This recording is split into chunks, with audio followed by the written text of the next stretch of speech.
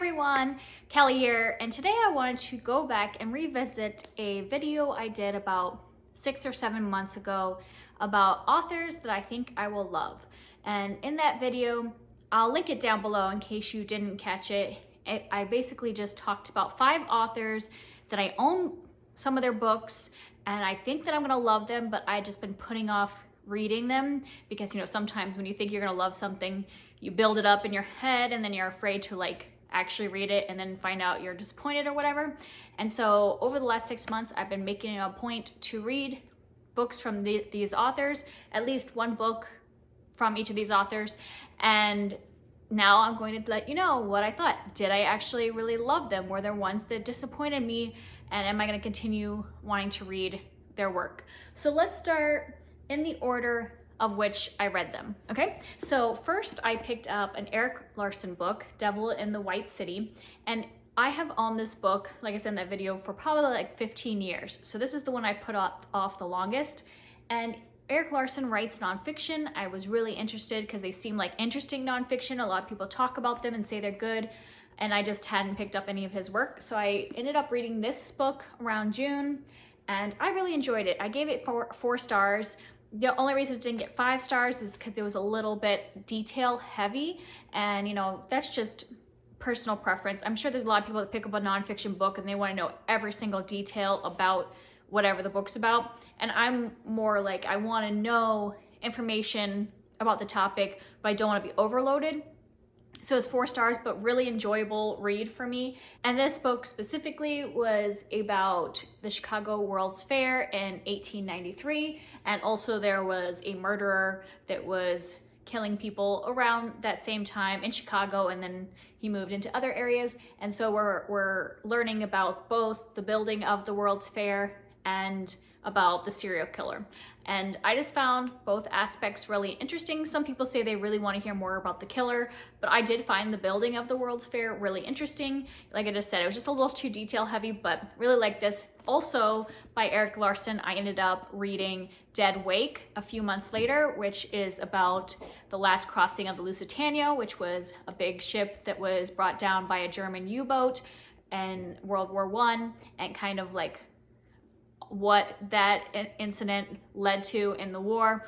And also found that one really interesting, but that one especially had way too much information for me. I probably would have been better off reading the abridged version because I was reading it for like specific information of what was happening on the boat, but there was a lot of background about the war, and I'm just not somebody that's that interested in war stories, so I didn't really want all the details about the war, and so I ended up giving that one only 3 stars, I believe, but I still really enjoyed it, and I still think that Erik Larsen is going to be an author that I will enjoy more books by. I don't have any other books owned, but I probably will.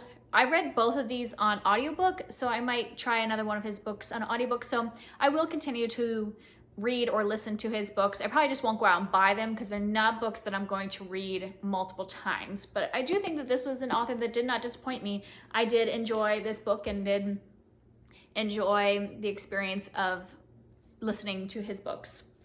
And then next I read Scythe by Neal Shusterman. In that other video I said I owned 4 Neal Shusterman books, and this was the one that I decided to pick up because several people in that video commented saying you should read Scythe, and you know, it's pretty popular right now, so I thought this is the series I should read so I can be on the bandwagon.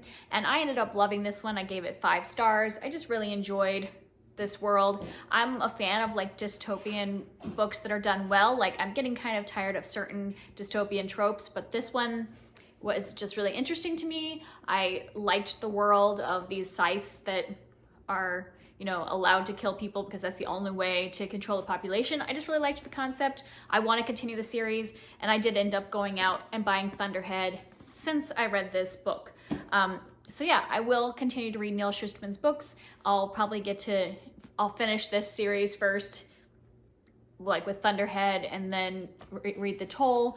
But I also own some of the Skinjacker trilogy, so probably will read those next after I finish the Arc of Scythe. So definitely like Neal Shusterman. If you have any suggestions, I know he writes a ton of books, so if you have any Shusterman books that are like your favorite, leave them down in the comments because I would just like to know where to go next after I finish Arc of the Scythe and then the Skinjacker trilogy.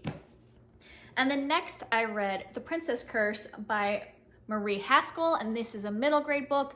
She writes mostly middle grade fantasy books, and I just thought that these would be really super cute and up my alley, and I did really enjoy this. I gave it 4 stars. It wasn't like a perfect middle grade fantasy for me, but her writing was really nice. I just liked the way she did the characters and the way she moved along the plot. So definitely will continue to read other books by Marie Haskell. I own The Castle Behind Thorns, so probably this middle grade March I will be reading that one. So I definitely will continue to buy books and read them from this author because she has kind of that fairy tale like middle grade fantasy that I really enjoy. And then next, in around October, I picked up The Woman in White by Wilkie Collins. And this is a Victorian novel. And Wilkie Collins is known for writing kind of gothic thrillers or crime kind of books. And this is one of his most popular ones. And I just absolutely love this book. I was surprised at just how it pulled me in, and I was just completely absorbed. And for the week that I was reading it, I was obsessed with this book. I kept talking about it to my husband. I was buddy reading this with Tia and all the books, and we both were chatting about it and just adored it. And yeah, I definitely love this book and would still recommend it because, sometimes classics are kind of hit or miss with me, but this one was so much fun. There is a little mystery aspect and stuff like that, but mostly it's just a little bit ridiculous and gothic and atmospheric, and I loved it. And so since reading this, I have 2 more Wilkie Collins books to read. I actually did own the Moonstone. I didn't realize it because I had it in storage, so I haven't bought this since, but since that last video, I realized I own this, and this is another one of his really popular one. Sometimes this is credited as being the first crime novel, so I definitely want to read this one soon. And then I went out and bought The Dead Secret from Book Outlet recently after reading that book. I have no idea what this one is about. It gets lower ratings than the other 2, but knowing his style, I at least want to try it and think it'll be a fun read. And then the last one that the last author is Anna Marie McLemore, and I own 3 of their books, and so I was really wanting to read one of them, and so I picked up Wild Beauty. Anna Marie McLemore is really well known for their beautiful, lush writing, and yes, I would definitely say that if you love beautiful flowery writing, that you should definitely pick up their books.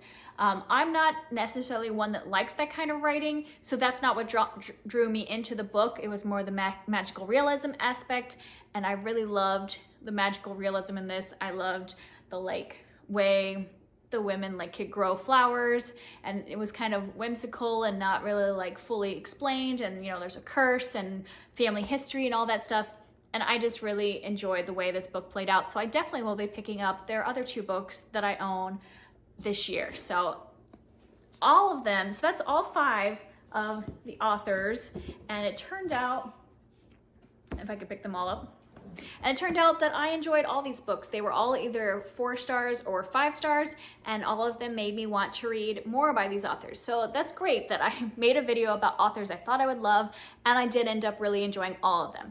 Do I want to say that they are all going to be new favorite authors? I don't know if they'll all become new favorites since I only read 1 from each of these authors except for Eric Larsen, but I'll hold judgment when I read the second one. But I think that some of these could be authors that'll be new favorites, but definitely will be ones that I will be picking up more by and excited to read the rest of the books I own. If you've read anything by any of these authors and want to tell me what to pick up next, let me know down in the comments. I'd love to hear if there's an author you have been holding out on, because maybe I've read them and can give you a little push. Talk to me down in the comments, and I'll talk to you next time. Bye.